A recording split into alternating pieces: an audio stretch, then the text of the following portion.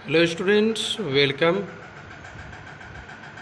आइए एक बार फिर से आपका स्वागत है आईएससी आइडियल स्टडी चैनल पर। ये जो आप देख रहे हैं सामने, ये कार्बन श्रृंखलन काउंटिंग है।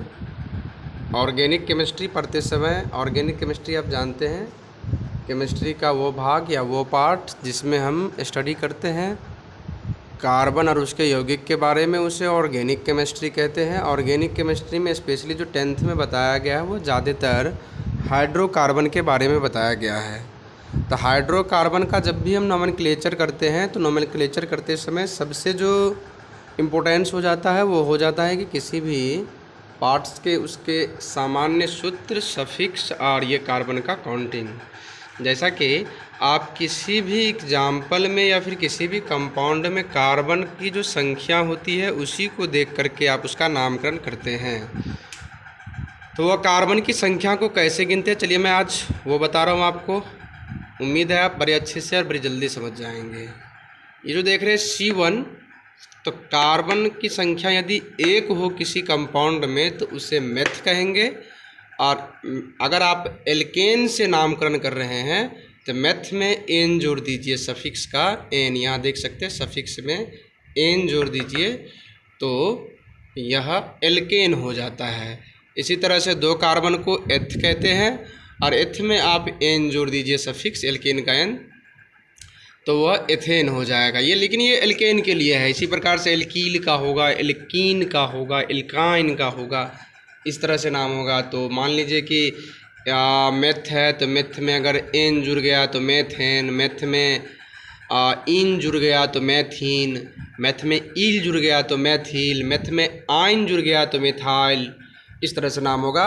तो C1 को मेथ कहते हैं, C2 को एथ कहते हैं, C3 को प्रॉप कहते हैं, C4 को ब्यूट कहते हैं, C5 को पेंट कहते हैं, C6 को हैक्स कहते हैं, C7 को हेप्ट कहते हैं और C8 को ऑक्ट कहते हैं, C9 को नॉन कहते हैं, C10 को डेक कहते हैं। अर्थात आप अगर एल्केन से नामकरण कर रहे हैं तो इसका नाम होगा methane, ethane, propane, butane, pentane, hexane, heptane, octane, nonane, decane.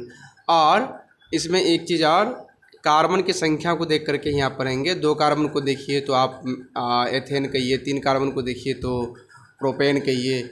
और फॉर्मूला पर भी एग्जिस्ट होना चाहिए। कार्बन की संख्या के साथ साथ यदि वो कंपाउंड इस फॉर्मूला में एग्जिस्ट हो रहा है एल्केन के सामान्य सूत्र में, तभी वो एन के नाम सफिक्स के साथ नाम कहा जाएगा। नहीं अगर जो है एल्कील ग्रुप का रहा तो वो methyl, ethyl, propyl, butyl, pentyl, hexyl ऐसे होगा। अगर वो इन का होगा तो methene, ethene, propene, butene, pentene, hexene, heptene. अगर वो आयन ग्रुप का होगा, एल्काइन ग्रुप का, तो तब जाके नाम होगा methyl, ethyl, propyl, butyl, pentyl, hexyl, इस तरह से नाम होगा।